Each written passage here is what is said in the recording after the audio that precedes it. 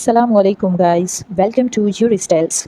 आज हम बहुत ही इम्पोर्टेंट सब्जेक्ट जो है उससे रेलेवेंट एक सीरीज़ स्टार्ट करने जा रहे हैं। ये हमारा सब्जेक्ट जो है वो बेसिकली है प्रोसीजरल सब्जेक्ट, जो हमारे कोर्ट्स में हमें काम आएगा। ठीक है, हमारी जो सिविल नेचर के केसेस हैं उनको डील आउट करने में हमें काम आएगा। आज का हमारा जो सब्जेक्ट है वो है कोड ऑफ सिविल प्रोसीजर 1908, जिसको प्यार से सब सीपीसी कहते हैं। अब हम आज मैं आपको बताऊं कि सबसे पहले मैंने ये सोचा है कि मैं पास्ट पेपर कवर करवाऊं जो कि आपके एग्जाम्स में हेल्पफुल हो, क्योंकि काफ़ी सारे जो स्टूडेंट्स हैं वो परेशान हैं कि हम अपना पेपर किस तरह से अटैम्प्ट करेंगे, क्योंकि उसमें ऑर्डर्स भी आते हैं और ऑर्डर्स और सेक्शंस को मिला के भी क्वेश्चंस दिया जाता है अकॉर्डिंग टू मतलब अंडर सिंध जो है यूनिवर्सिटी, उसके तहत जो है ऐसा पेपर होता है। तो थोड़ा सा कन्फ्यूज़ होते हैं, कुछ टीचर भी गाइड करते हैं लेकिन समहाउ कुछ कन्फ्यूज़ होते हैं बच्चे। तो आज मैं पास्ट पेपर 2002 का बहुत ही इंपॉर्टेंट क्वेश्चन आपको ब्रीफ करने वाली हूँ। ये क्वेश्चन आप लास्ट 5 इयर्स के जो पास्ट पेपर हैं उनमें अगर देखेंगे तो हर साल ये जो है क्वेश्चन आया हुआ है। सबसे पहले रेस जुडिकेटा, ये बहुत ही इंपॉर्टेंट टॉपिक है। अगर आप अपनी स्टडी के हवाले से देखेंगे तो भी, और अगर आप जाएंगे कोर्ट में प्रैक्टिस करेंगे तब भी ये जो है ये टॉपिक आपको काम आने वाला है, तो इसको अच्छी तरह से समझिएगा। सो हम स्टार्ट करते हैं।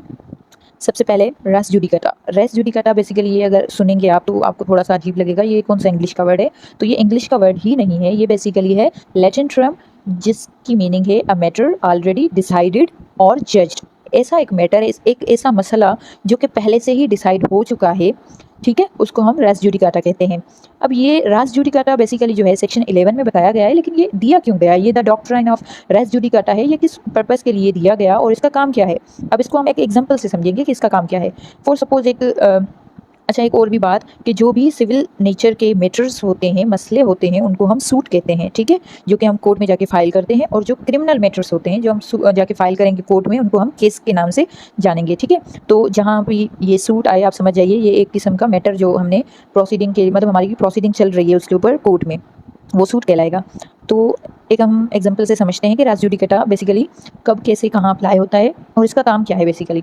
तो है एक पर्सन है ए, उसने जाके सूट फाइल किया बी के अगेंस्ट कि भाई जो बी है उसने मेरे साथ कॉन्ट्रैक्ट किया था कि वो ये पीस ऑफ लैंड मुझे देगा और उसके बदले मैंने इसको इतने पैसे दिए हैं। अब पैसे दिए हैं और कोर्ट जो है वो सूट को देखता है और सारी मतलब प्रोसीडिंग चलाता है। फिर ये पता चलता है कि ए ने ऐसे कोई पैसे नहीं दिए थे, और ये जो कॉन्ट्रैक्ट का भी कह रहे हैं कि एग्रीमेंट हुआ है हमारे बीच में एक लैंड का सेल आउट करने का, तो वो भी एक किस्म का झूठ है, एक एलिगेशन है बी के ऊपर। तो मैटर ये डिसाइड किया जाता है कि ए के जो क्लेम्स हैं वो टोटली फॉल्स हैं, इसलिए इस लैंड के ऊपर ए का कोई भी राइट नहीं बनता, ठीक है। अब ये मैटर डिसाइड हो गया, ठीक है। अब 2 साल के बाद ए को फिर से वो हुआ कि भाई मेरे साथ तो बहुत नाइंसाफ़ी हुई है, मुझे फिर से कोर्ट जाना चाहिए। तो फिर से ए जाएगा कोर्ट कि भाई मेरे साथ जुल्म हो गया। तो इस चीज़ को प्रोहिबिट करने के लिए, इस चीज़ को रोकने के लिए ये जो है रेस जुडिकाटा का डॉक्ट्राइन जो है वो बेसिकली अप्लाई होता है कि एक ही मैटर, ठीक है, और जो है वो एक मैटर जो ऑलरेडी डिसाइडेड है, एक ऐसा कोर्ट जो कि कॉम्पिटेंट है उसके तहत, एक ऐसा मतलब कॉम्पिटेंट ये कि उस कोर्ट के पास ज्यूरिसडिक्शन थी कि उस सूट को चलाए। तो अब ये सूट मतलब दोनों सेम पार्टीज़ के दरमियान, मतलब जैसे मैंने आपको एग्जांपल दी ए और बी के दरमियान, या सपोज ए और बी में से कोई मर जाए और उनके लीगल रिप्रेजेंटेटिव के दरमियान हो। तो बेसिकली इस चीज़ को रोकने के लिए ये रेस जुडिकाटा जो है वो प्रोहिबिट करता है एक ऐसी लिटिगेशन को जो कि प्रीवियसली डिसाइडेड है, एक ऐसा मैटर, उसकी लिटिगेशन अगेन फाइल करने को रोकता है, ठीक है।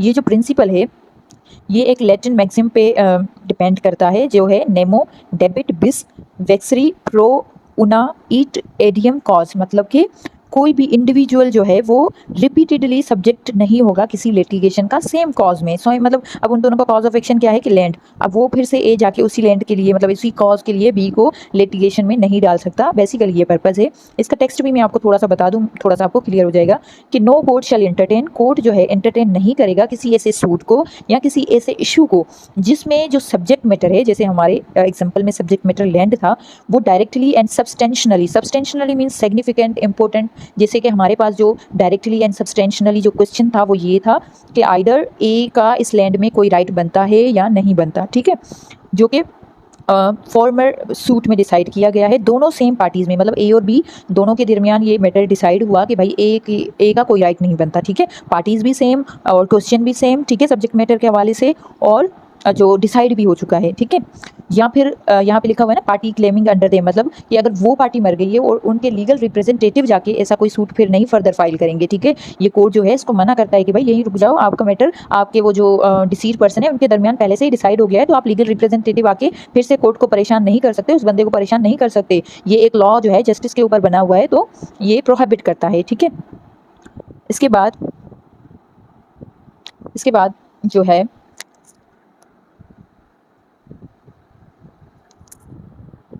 अब हम एसेंशियल कंडीशंस जो है वो समझेंगे, जो कि इस सेक्शन में अप्लाई होंगी। आइडेंटिटी ऑफ इशू, जो सब्जेक्ट मैटर है जैसे कि लैंड था वो डायरेक्टली एंड सब्सटेंशनली सेम हो जो कि पहले सूट में डिसाइड किया गया है। अब बेसिकली ये मतलब हम अप्लाई कर रहे हैं कि भाई एक सूट डिसाइड हो चुका है, फिर से वो बंदा जो है वो सूट फाइल करेगा कोर्ट में, तो कोर्ट उसके ऊपर रेस जुडिकाटा का स्टैम्प लगा के उसको वापस करेगी कि जाओ भाई आपका सूट प्रीवियसली डिसाइडेड है। तो ये यही बात हो रही है कि प्रीवियस सूट में सब्जेक्ट मैटर सेम होना चाहिए, सही है। इसके अलावा जो है सेम पार्टीज़ हों, मतलब जैसे ए और बी थी, या उनके रिप्रेजेंटेटिव्स हों, ठीक है। जैसे कि ए की डेथ हो गई हो और ए का बेटा सी आ गया हो, तो ऐसा भी नहीं होगा कि सी है तो अब ठीक है हम स्टार्ट कर दें, ऐसा कुछ भी नहीं होगा, सही है। इसके बाद सेम टाइटल हो, मतलब कि जो पार्टी थी ए वो यहाँ पे प्लेंटिफ था। अच्छा, सूट में जो सूट फाइल करता है उसको प्लेंटिफ कहते हैं, जो सूट को डिफेंड कर रहा होता है उसे डिफेंडेंट कहते हैं, ठीक है।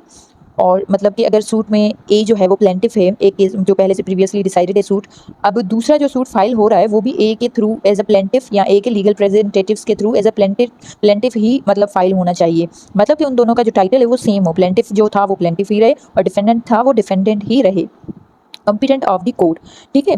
अब ये जो कॉम्पिटेंट मैंने आपको थोड़ा बहुत बताया भी है, फिर से मैं बताऊं कि कोर्ट जो है कॉम्पिटेंट तब कहलाता है जब उसके पास ज्यूरिसडिक्शन होती है। ज्यूरिसडिक्शन अगर हम देखें तो दो तरह की होती है सिविल कोर्ट्स में, एक तो टेरिटोरियल और दूसरी जो है वो मॉनिटरी। टेरिटोरियल मतलब इस लैंड के जो भी मतलब इस एरिया के जो भी केसेस होंगे वो इस जज के पास इस कोर्ट में सुने जाएंगे, और अगर इतने पैसों के हैं तो फर्स्ट सीनियर में, सेकंड में, थर्ड में किसी में सुने जाएंगे। वो डिसाइडेड होता है जो रूल्स होते हैं ना, एक कोर्ट के भी रूल होते हैं उनके तहत, ठीक है। तो अगर इस हिसाब से एक कॉम्पिटेंट कोर्ट ने जिसके पास ज्यूरिसडिक्शन थी उस कोर्ट ने डिसाइड किया हो वो मैटर, तभी हम उसको कहेंगे कि वो पहले से डिसाइडेड है। सपोज वो जो सूट हमने एग्जाम्पल में लिया था, तो इस एग्जाम्पल को साथ लेते आइएगा, अपने दिमाग में ही रख ले। तो वो अगर ऐसी कोर्ट ने डिसाइड किया है जिसके पास ज्यूरिसडिक्शन नहीं थी, तो फिर हम उसको नहीं कहेंगे कि भाई ये जो है रेस जुडिकाटा इस पे अप्लाई नहीं होगा, ठीक है। फाइनल डिसीजन, अब जो कोर्ट डिसाइड करेगी, डिसीजन देगी, वो फाइनल होना चाहिए। फाइनल डिसीजन से मुराद कि कंक्लूसिव डिसाइडेड हो कॉम्पिटेंट कोर्ट के थ्रू। मतलब एक ऐसा भी होता है ना कि समटाइम कोर्ट जो है वो टेम्पोररी एक जो इंटीरियम डिग्री होती है उसको डिसाइड कर देता, मतलब जो है इशू कर देता है कि भाई फिलहाल के लिए जब तक कोर्ट का फाइनल डिसीजन नहीं आता तब तक ये जो है फैसला चलेगा। तो इस हिसाब से ये वाला फैसला अगर होगा तो भी रेस जुडिकाटा नहीं अप्लाई होगा, फाइनल डिसीजन होना चाहिए। मतलब उसके बाद कोई भी लिटिगेशन या प्रोसीडिंग जो है वो बाकी नहीं रहनी चाहिए, ठीक है। डिसीजन जो होना चाहिए वो मेरिट पे ही होना चाहिए, ऐसे नहीं हो कि किसी प्रोसीजरल या टेक्निकल ग्राउंड पे डिसीजन दिया गया हो, ऐसा नहीं होना चाहिए। मेरिट ऑफ द केस जो है सूट उसी पे डिसाइड हो, ठीक है। उसके बाद अब ये ज़रूरी है कि सब्जेक्ट मैटर जो फॉर्मर सूट में था उसमें एक पार्टी जो है वो एलिज कर रही है और दूसरी पार्टी उसको डिनाई कर रही हो या एक्नॉलेज कर रही हो, ठीक है। अब हम इसके एक्सप्लेनेशंस को देखते हैं। सेक्शन 11 में हमें 7 जो है एक्सप्लेनेशंस दिए गए हैं, 7 और 6, जो कि बहुत ही इंपॉर्टेंट है हमें इसके कॉन्टेक्स्ट को समझने के लिए, इसके टेक्स्ट को समझने के लिए। यहाँ पे ये बता रहा है कि जो हम फॉर्मर सूट की बात कर रहे हैं वो वाला सूट जो कि डिसाइड हो चुका है, ठीक है। अभी जो करंट वो सूट फाइल करने की कोशिश कर रहा है ना, उससे पहले वो डिसाइड हो चुका है। जैसे कि हमने एग्जांपल में देखा कि वो ए का कोई राइट नहीं था, ये मैटर डिसाइड हो चुका था फॉर्मर सूट में। अब ए फिर से गया है सूट फाइल करने, तो उसके ऊपर रेस जुडिकेटा लगेगा। नंबर 2, कोर्ट जो है जिसकी कॉम्पिटेंसी इंडिपेंडेंट होगी, आइदर उस मतलब कि उस कोर्ट के फैसले के खिलाफ अपील का राइट है या नहीं है ये मैटर नहीं करता, बस कोर्ट की अगर कॉम्पिटेंसी है, जुरिस्डिक्शन है, तो वो कोर्ट ऑफ कॉम्पिटेंट कहलाएगा। नंबर 3 जो एक्सप्लेनेशन है वो हमें ये बताता है कि जो सब्जेक्ट मैटर है, मतलब कि लैंड, ठीक है, वो जो हमारे केस में लैंड है, तो मैं इसको लैंड को ही पकड़ के चल रही हूँ कि भाई कि कोई इधर उधर ना हो जाए। तो ये जो लैंड है ये एक पार्टी, मतलब इसके ऊपर जो एलिगेशन है कि भाई क्लेम है ए का कि ये मैंने ली है बी से, तो एक पार्टी मतलब ए जो है वो क्लेम कर रहा है और दूसरी पार्टी मतलब बी जो है वो डिनाई कर रहा हो, सही है। लाजमी तौर पे एक सब्जेक्ट मैटर होना चाहिए जिसपे एक पार्टी क्लेम करे, दूसरी पार्टी उस क्लेम को डिनाई करे। और नंबर 4 जो है वो है जो इशू है जो कि राइज हुआ है। इशू यहाँ पे बेसिकली एक मैटर को कहा जा रहा है कि इशू जो है वो राइज हुआ है, जैसे कि राइज हुआ है कि भाई लैंड जो है वो मैंने ली है, इसका ऑनर मैं हूँ। तो ये सब्सटेंशनली एंड डायरेक्टली इशू में यही होना चाहिए कि ये लैंड आइदर ए की है या नहीं है, सही है। और नंबर 5 पे है जो रिलीफ मांगा जा रहा है, ठीक है, लैंड के जो प्लेंटिव फाइल करता है उसको प्लेंट कहते हैं, ठीक है। एक पूरा प्रोसीजर मतलब रिटन होता है डॉक्यूमेंट जिसको प्लेंट कहते हैं, जिसमें वो क्लेम बताता है कि ये मेरी लैंड है, ये फला है फला है। तो वो अगर कोई प्लेंट में रिलीफ मांग रहा है कि भाई जैसे ए ने मांगा था कि ये मेरी लैंड है, ये मेरे हवाले की जाए, तो अगर कोई कोर्ट जो है डिक्री पास करता है और उसमें सिर्फ ये लिखता है कि जो है ए और बी के दरमियान कॉन्ट्रैक्ट नहीं हुआ, सही है, उसमें ये भी था कि भाई लैंड भी दी जाए और हमारा कॉन्ट्रैक्ट भी हुआ है, तो ये समझा जाएगा कि उसको लैंड भी नहीं दी जाएगी। मतलब उसको अगर कोई रिलीफ नहीं मिल रहा है एक्सप्रेसली तो वो समझा जाएगा कि डिनाइड है, कोर्ट ने उसको डिनाई कर दिया है कि इसको ये रिलीफ नहीं दे रहे। तो नंबर 6 पे जो है, इन केस जहाँ पे इंडिविजुअल्स जो है वो जो है या एज अ पब्लिक और प्राइवेट राइट जो है कोई लिटिगेशन फाइल करती हैं, तो ये समझा जाएगा कि सारी पार्टीज़ जो इसमें इन्वॉल्व हैं वो भी लिटिगेशन का पार्ट हैं या पार्टीज़ हैं, ठीक है। और नंबर 7 जो है वो बेसिकली हमें ये बता रहा है कि ये जो प्रोविजंस हैं, अगर आप देखेंगे तो आपको ज़्यादातर ना ये 7 जो है वो यही है कि ये यहाँ पे फर्दर बस ऐड किया गया है कि ये जो प्रोविज़न है ये एक्सटेंड करते हैं प्रोसीडिंग को, जैसे कि एग्जीक्यूशन की कोई अगर प्रोसीडिंग है तो इसके ऊपर ये अप्लाई हो सकते हैं, ठीक है। वैसे हमारे बुक में जो है 6 एक्सप्लेनेशन ही दी गई हैं जो कि मैंने आपको बताई हैं, लेकिन यहाँ पे मैं आपको फर्दर एक्सप्लेनेशन बता दूँ कि ऐसा इशू जो कि रिजॉल्व किया गया है कोर्ट ऑफ लिमिटेड ज्यूरिसडिक्शन या ऐसी कोर्ट जो कि ऑपरेट कर रही है as a res judicata in subsequent suit, तो दैट कोर्ट उसके पास अगर अथॉरिटी है ट्राई करने का सब्सिक्वेंट सूट, और जो सूट इशू अरॉस होता है तो उससे कोई भी फ़र्क नहीं पड़ता, ठीक है। हमें सिर्फ फ़र्क पड़ता है कि पहला वाला कोर्ट जो है वो कॉम्पिटेंट है या नहीं है, सही है। अब इसके पर्पस और ऑब्जेक्टिव्स देखें कि ये जो प्रिंसिपल है रास जुडिकेटा का, इसका एम ये है कि ये इंश्योर करे कंक्लूसिवनेस को, मतलब ये कि सूट बार बार फाइल किया जाए, डिसाइड भी हो जाए, फिर भी कोर्ट का टाइम वेस्ट हो, पार्टीज़ का टाइम खराब हो, तो ऐसा लीगल प्रोसीडिंग में नहीं होना चाहिए। कोई भी सूट जो है इतना लेंदी नहीं, मतलब एक सूट को बार बार मतलब नहीं करना फाइल, ठीक है। एक जो इंडिविजुअल है वो किसी दूसरे इंडिविजुअल को अननेसेसरीली परेशान नहीं करेगा कोर्ट का सहारा लेके, सही है। अब हम अपने क्वेश्चन के सेकेंड पॉइंट पे आते हैं जो कि बार टू फर्दर सूट है। अब वहाँ पे हमने ऊपर देखा रेस जुडिकेटा मतलब कि मैटर जो डिसाइड है उसके ऊपर हम सेम मैटर के ऊपर सेम पार्टीज़ के दरमियान सेम टाइटल के अंडर जो है उसी सब्जेक्ट मैटर पे दोबारा से सूट फाइल नहीं कर सकते। यहाँ पे दूसरा मैटर है कि कब जो है सूट फाइल करने से प्रोहिबिशन हो जाती है या बार लग जाता है। बार मतलब एक किस्म का बैन लग जाना, एक किस्म की बंदिश लग जानी, सही है। अब ये जो सेक्शन 12 में हमें बताया गया है बार टू फर्दर सूट, ये हमारा 22 का फर्स्ट ही क्वेश्चन है, लेकिन इसको रिपीटेडली बताया, मतलब इसको 2 हिस्सों में बनाया गया है, सेक्शन 11 एंड सेक्शन 12। ये जो सेक्शन है आपको थोड़ा सा रास जुडिकेटा जैसा लगेगा, लेकिन जहाँ पे रास जुडिकेटा अप्लाई हो रहा है मतलब वो क्या कर रहा है, पार्टीज़ को प्रिवेंट कर रहा है अकॉर्डिंग टू लॉ। अब सेक्शन 12 हमें बेसिकली ये बता रहा है कि अगर कोई लॉ के तहत मतलब किसी पार्टी को रोका जा रहा है कि वो कोई केस फाइल ना करे, तो वो पार्टी अब फर्दर सूट फाइल नहीं कर सकती किसी भी कोर्ट में जो कि गवर्न किया जा रहा है दिस कोर्ट के, मतलब इस कोर्ट के तहत, इस कोर्ट सीपीसी के तहत अगर कोई ऐसा कोर्ट है जो कि गवर्न हो रहा है, तो अब वो कहीं पे भी जाके अपना सूट फाइल नहीं कर सकते। उनको रिस्ट्रिक्शंस लगाई गई हैं, बार लगाया गया है कि आप को लॉ ने एक मतलब बंदिश लगाई है, तो आप अब सूट फाइल नहीं करेंगे। ये आपको दिखने में थोड़े से एक जैसे लग रहे हैं, कंफ्यूजिंग लग रहे हैं, लेकिन आप समझें जहाँ पे रेस जुडिकेटा अप्लाई होता है तो वहाँ पे ये आ जाता है कि भाई आपको रेस जुडिकेटा ने मना किया हुआ है तो आप फर्दर फ्रेश सूट फाइल नहीं कर सकते, ठीक है। अब हम इसकी थोड़ी कंडीशंस, इसके थोड़े टेक्स्ट को देखते हैं कि अगर कोई प्लेंटिव जो है वो प्रोहिबिटेड किया गया है रेगुलेशंस लॉ की जो है उनके तहत कि वो कोई इंस्टीट्यूट नहीं कर सकता सब्सिक्वेंट सूट जो कि रिगार्डिंग हो specific cause of action. Civil nature के जो सूट्स होते हैं उसमें कॉज ऑफ एक्शन होता है, मतलब जब कोई ऐसा काम हो उसके बाद जो है मतलब बंदा एग्रीव्ड हो जाए और वो जाके सूट फाइल करे, अपनी रेमेडी ले, ठीक है, तो उसको कॉज ऑफ एक्शन कहेंगे कि कॉज बन गया है तो अब वो जाके रेमेडी सीख कर सकता है कोर्ट से। तो ये बता रहा है कि सब्सिक्वेंट जो सूट है उसमें स्पेसिफिक कॉज ऑफ एक्शन हो, ठीक है, जो कि पर्सन जो है अब यहाँ पे इंटाइटल नहीं होगा कि वो नया सूट लेकर आ जाए उसी कॉज ऑफ एक्शन पे किसी भी कोर्ट में। सपोज उसका यहाँ पे हैदराबाद में दाल नहीं गिल रही तो वो कराची जाके सूट फाइल करे बी के खिलाफ, ऐसा नहीं होगा।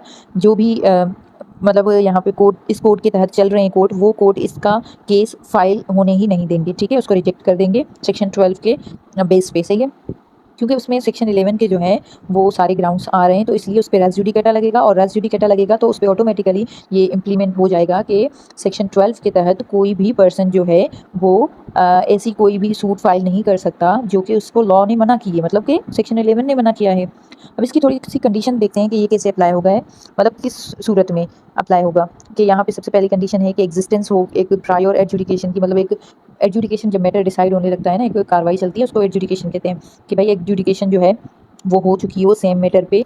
अब ये जो है सेम मैटर इसको गौर करता है कि नया सूट फाइल नहीं होगा। लीगल प्रिक्लूजन्स जो हैं वो ये हैं कि प्लेंटिफ जो है लाजमी तौर पे किसी लॉ के तहत, मतलब सेक्शन 11 जैसे हमने देखा, या किसी और लॉ के तहत नया सूट फाइल करने नहीं कर सकता सेम कॉज ऑफ एक्शन पे।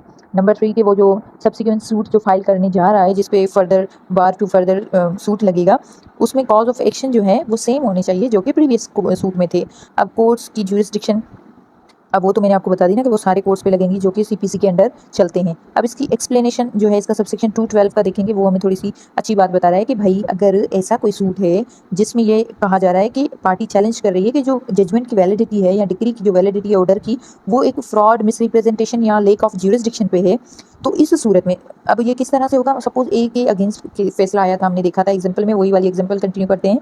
तो वो इस वजह से आया था क्योंकि बी जो है उसने फ्रॉडुलेंटली एक अपने नाम की रजिस्ट्री करवा ली थी, एक डॉक्यूमेंट लेकर आया था, ठीक है, और कोर्ट को उसने गुमराह कर दिया। तो ए जाके चैलेंज करता है कि भाई जो कोर्ट ने जजमेंट दी थी वो इसी रजिस्ट्रेशन पे दी थी, इसी फॉर्म पे दी थी, लेकिन ये फॉर्म ही झूठा है, ठीक है। या फिर कहेगा कि ये कोर्ट जिसने ज्यूरिसडिक्शन ही नहीं थी उसने फैसला दिया है। तो इस हिसाब से वो अगर चैलेंज करना चाह रहा है अपने मतलब सूट को जो कि डिसाइडेड है, तो वो यहाँ पे फ्रेश सूट फाइल नहीं करेगा, उसी कोर्ट ने जिसने डिसाइड किया था मैटर उसी को एप्लीकेशन देगा कि काइंडली मेरा ये जो मसला है इसको कंसीडर किया जाए और लिटिगेशन को रिकंटिन्यू किया जाए ताकि इंसाफ हो सके, ठीक है। अब इसकी की डिफरेंस देखेंगे तो आपको बिल्कुल ये मतलब एक जैसे ही सेक्शंस लगेंगे।